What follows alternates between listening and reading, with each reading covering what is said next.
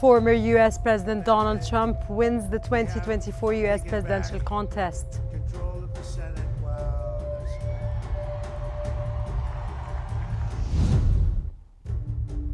New Hezbollah Secretary General Naim Qassem says Netanyahu uses war to change the Middle East and occupy Lebanon.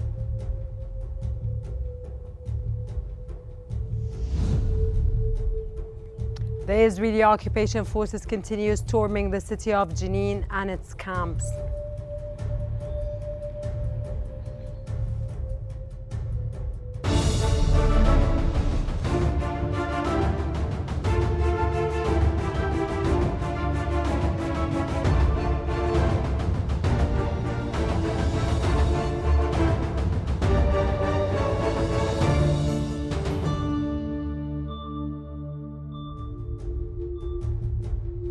It's exactly 4 p.m. car local time and you're watching Q News.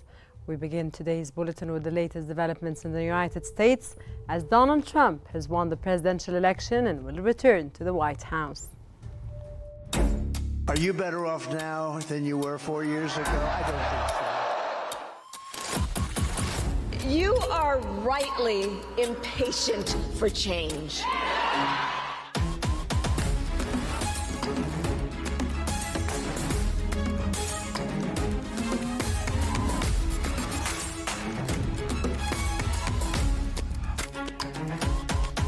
Just imagine Donald Trump with no guardrail. This election is a choice between whether we will have 4 more years of incompetence or whether we'll begin the 4 greatest years in the history of our country. Consequences of him ever being president again are brutally serious. She's actually not as smart.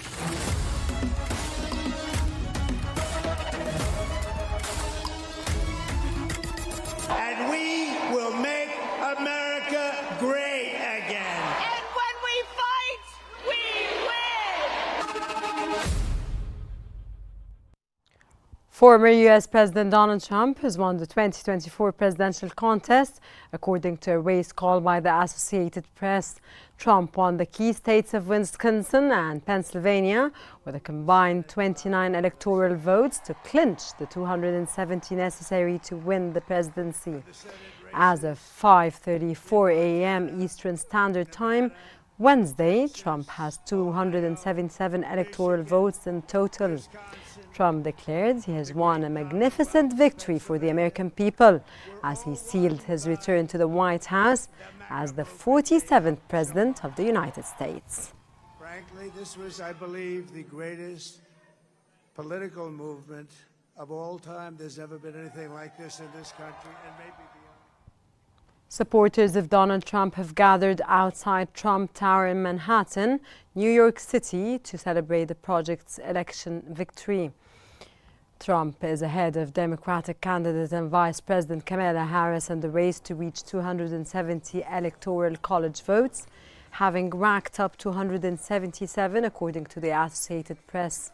Fox News agency already declared him the victor.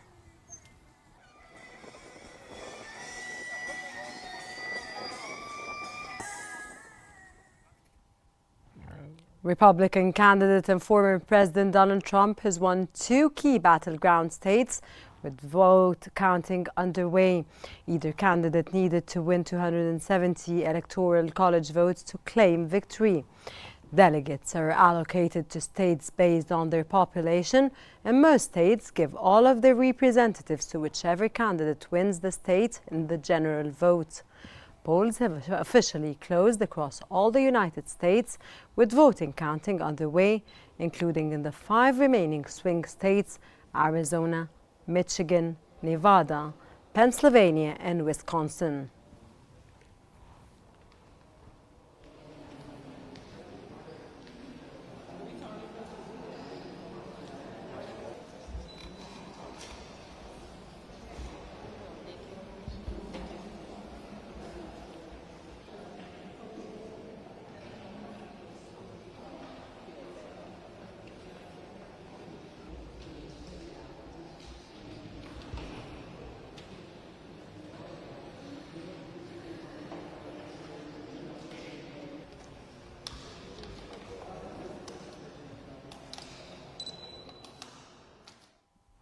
And for more analysis, we now move to Riham Morsi in our newsroom. Riham.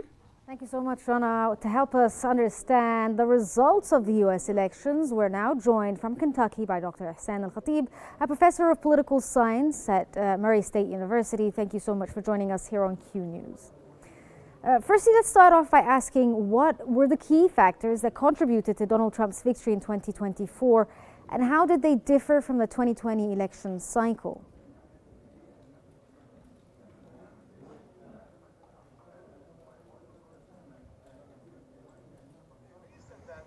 Trump was elected is very simple. Historically speaking, the incumbent wins or loses on the basis of two criteria. One criteria is, are they satisfied? Are they happy with the job the incumbent has done? Okay. And most Americans معظم الأمريكيين لا يعتقدون أن ترامب قد أبلى بلاء حسنا في الانتخابات الماضية. أما السؤال الآخر فهو يتعلق بالبلاد الآن. يعتقد معظم الأمريكيون أن أمريكا الآن تتجه في الاتجاه الخاطئ. لم يكونوا سعداء بما حدث أثناء فترة انتخابات أثناء حكم بايدن، ولذا فقد أثر هذا على كاميلا هاريس. ولكن هذا العام ما حدث هو أمر استثنائي للغاية، وذلك لأن ترامب. Sir, can I ask about also the campaigning itself? Because there's always been the issue of, the red mirage and all of that, but this wasn't true. It was the other way around now. It's the blue mirage. So with Trump's campaign strategies to secure the victory evolved, for instance, like early mailing and early voting, has this helped his road to the White House, especially given the legal challenges that he's been facing, in addition to the very dynamic and very polarized situation right now in the U.S.? Yes, but as to the American people, yes, they are divided. But the most important issue for the American people in a presidential election is the economy, and the economy is not doing well under Democrats. And it was much better under Trump. And when they asked Kamala Harris, the odd thing is that she's a horrible candidate, actually. She was really bad. When they asked her one time, had you been in Biden's position, would you have done anything different? And she said no. Then it means de facto it's another turn for Biden. Most people are not happy with the job Biden is doing. So she really shot herself in the foot by saying that. She was a horrible candidate. The Democrats knew that all along. Sir, okay.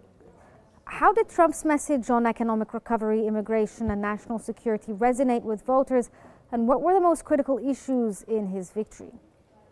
Critical issue has been the economy, number one, the border, number two, because the economy is not well. There's inflation, and the interest rate is too high. People can't buy a house, they can't buy a car because the interest rate is almost double what it was under Trump. And the border, billions of people entered the country illegally. I mean, immigration is good for the country, but there's a sense that the border is open. And the Democrats were okay with that for a long time. But then when they found out that the American people is unhappy with it, they changed their policy. But it was too late for the American people not to punish them for their policies. Okay, so what impact can the election results have on not just, internal policies, as you've said, that the Americans are unsatisfied with how things are being run maybe, but U.S. foreign policy and the Middle East especially? How will this change under Trump?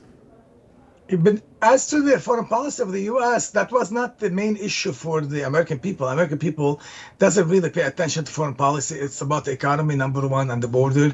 But for the Jews, American Jews, and for Arab and Muslim people in this country, it was an important issue. The war in Gaza, the war in Lebanon. He's promising to end the war. He came to Michigan more than one time, and he told the people of Michigan, the Arab and Muslim people, that he's going to end the war. And so the Arab and Muslim American voter looked at the Democrat Party. They have delivered a genocide in Gaza. There is war in Lebanon, and this guy is promising to end it. So it was an easy call because the Democrats lied to them, actually. When Biden ran in 2020, he said, my foreign policy will be grounded in international law and human rights. What did he deliver? A genocide. Therefore, they wanted to punish the Democrats. Okay. Well, that was Ihsan Al-Khatib, a professor of political science at Murray State University. Thank you so much for joining us here on Q News. And now back to you, Rana, in the studio.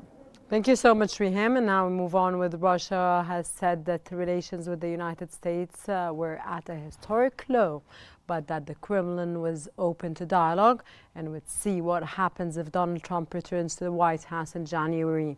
Kremlin spokesman Dmitry Peskov stated that he was unaware of any plans for President Vladimir Putin to congratulate Donald Trump, who has claimed victory in the U.S. election. When asked if relations would deteriorate further if Putin refrained from congratulating Trump, Peskov replied, "It is almost impossible to worsen them further. Relations are at their historically lowest point. What happens next will depend on the next U.S. leadership."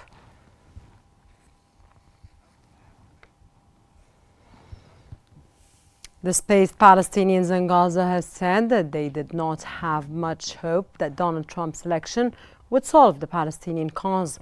Gazans said the next stage will be a difficult one for Palestinians reeling from war, displacement and death following more than a year of conflict. Others were hopeful his election would push the war in Gaza at the forefront of his agenda.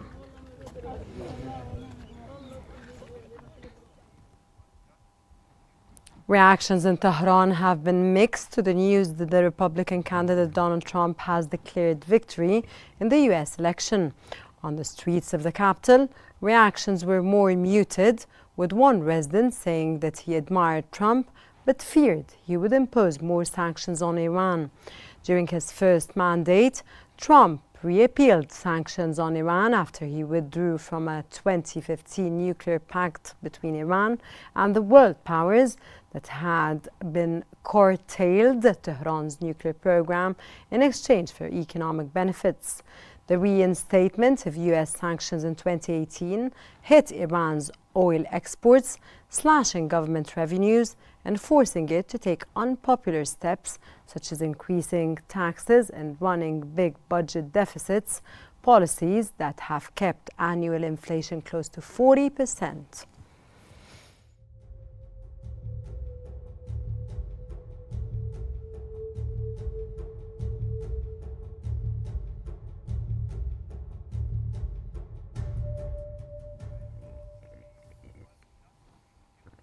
Residents in Senegal, Nigeria and South Africa have mixed reactions to the news of the likely win by Trump.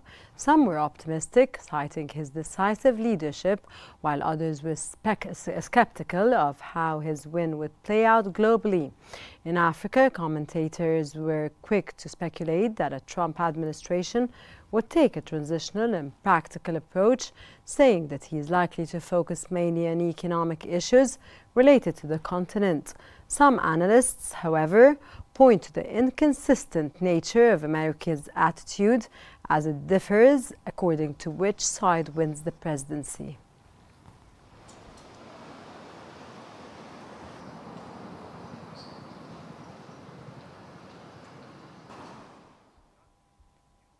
And in the village of U.S. Vice President Kamala Harris, moods has turned somber after early results indicated an election win for her Republican rival Donald Trump.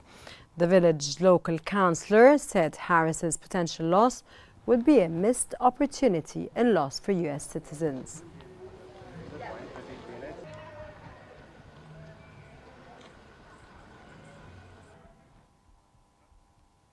Moving on to the latest developments in Lebanon.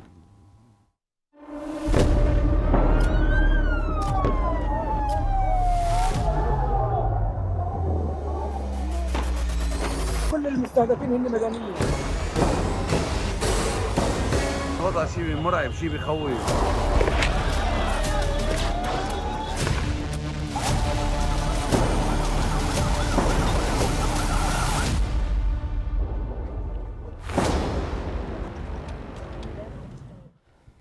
New Hezbollah Secretary General Naim Qassem has said that Netanyahu uses war to change the Middle East and occupy Lebanon.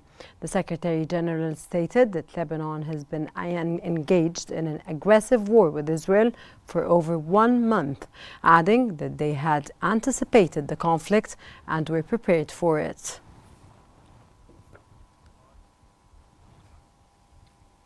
The Lebanese Health Ministry has reported dozens of casualties from the overnight Israeli airstrikes in central and southern Lebanon. The ministry said that Israeli warplanes struck a building in Barja town in central Lebanon, killing at least 30 people and injuring 14 others. The ministry anticipates that the death toll will surge as many remain trapped under the rubble.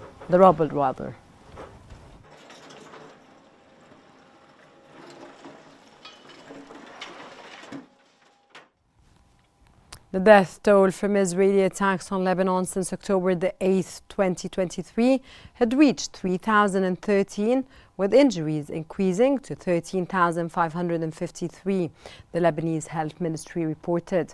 According to Lebanese media reports, on Tuesday, the Israeli military launched airstrikes across various areas of Lebanon, resulting in at least dozens of casualties. The Israeli attacks also killed 5 people near the Baalbek region in the Beqa Valley in eastern Lebanon, including the 2 who died in a car blown up by the Israeli army.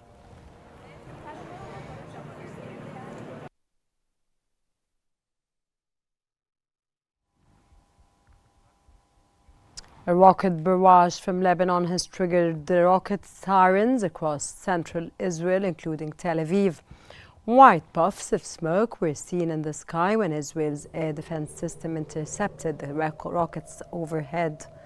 The Israeli occupation army said that approximately 10 projectiles were identified crossing into Israel from Lebanon, adding that some of the projectiles were intercepted.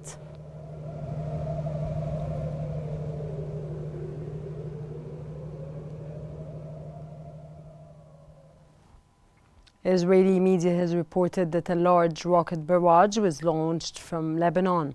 According to reports, one of the rockets hit Beit Gurion Airport in Lod, central Tel Aviv. Israeli media also said that flights were halted at the airport following the rocket strike. The Israeli occupation forces said it detected some 10 rockets launched from Lebanon towards central and northern areas, some of which were intercepted.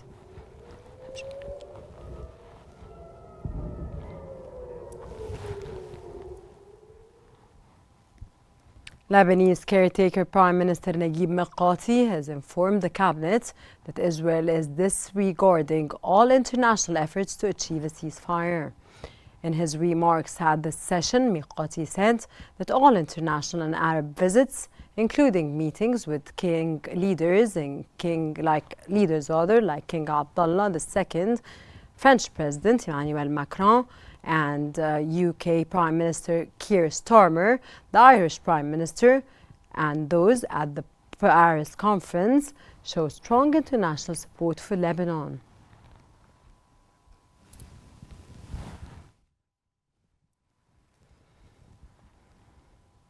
And moving on to the latest developments in Gaza.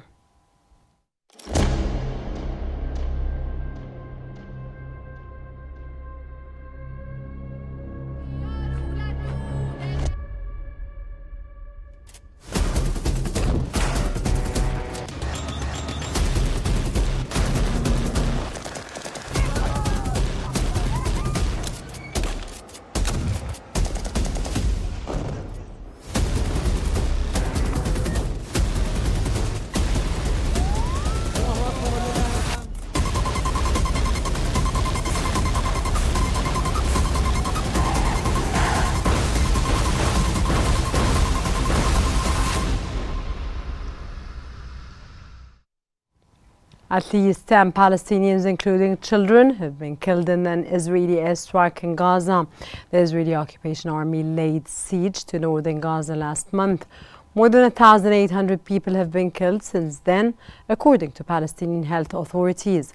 Food and other aid are severely limited.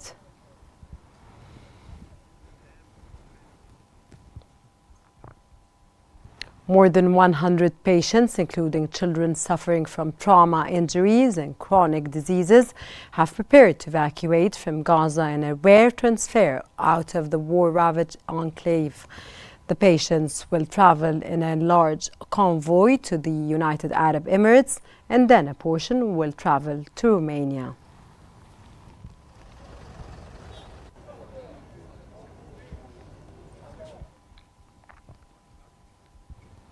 The Palestinian death toll from ongoing Israeli attacks in Gaza has risen to 43,391, Gaza-based health authorities reported. In the past 24 hours, the Israeli military operations in Gaza killed 17 people and wounded 86 others, bringing the total number of injuries to 102,347, according to a statement.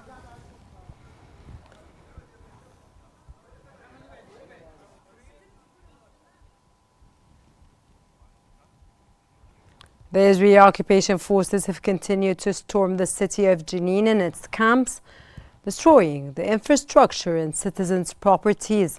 Local sources said that a large number of Israeli military vehicles stormed the city, raided and ransacked a number of citizens' homes, while military reinforcements have arrived, accompanied by a military bulldozer from El Jalema checkpoint in the vicinity of Jenin camp.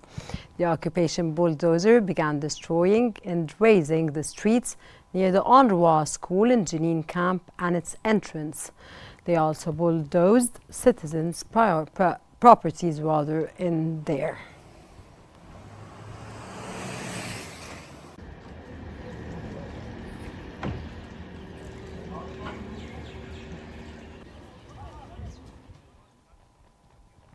Israeli opposition leaders have stepped up their rhetoric against Israeli Prime Minister Benjamin Netanyahu and his government, calling him unfit and illegitimate to serve. For opposition party leaders held a news conference at Israel's parliament, the Knesset, a day after Netanyahu sacked the country's defense minister Yoav Gallant. Leader of the opposition, Yair Lapid, stated that firing a defense minister in the middle of war was an act of madness.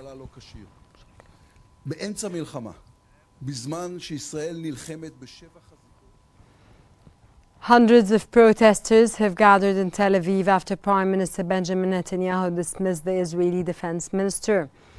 Israeli media reported that the protesters have blocked Tel Aviv's main highway, stopping traffic in both directions and lit numerous bonfires.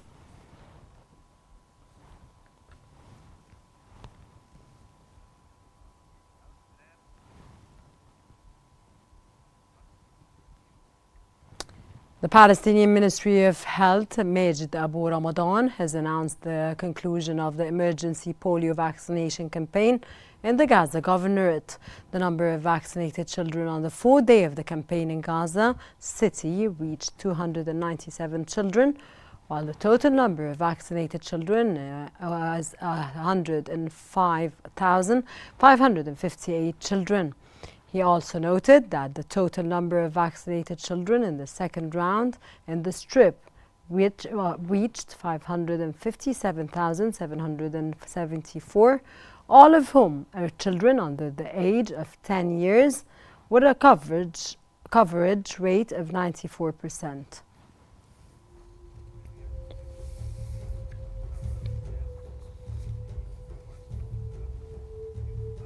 That brings us to the end of our news bulletin. Here's what we have been covering. Former U.S. President Donald Trump wins the 2024 U.S. presidential contest. Wow, that's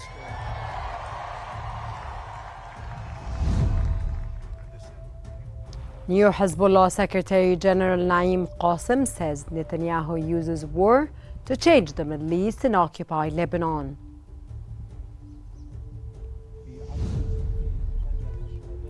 The Israeli occupation forces continue storming the city of Jenin and its camps.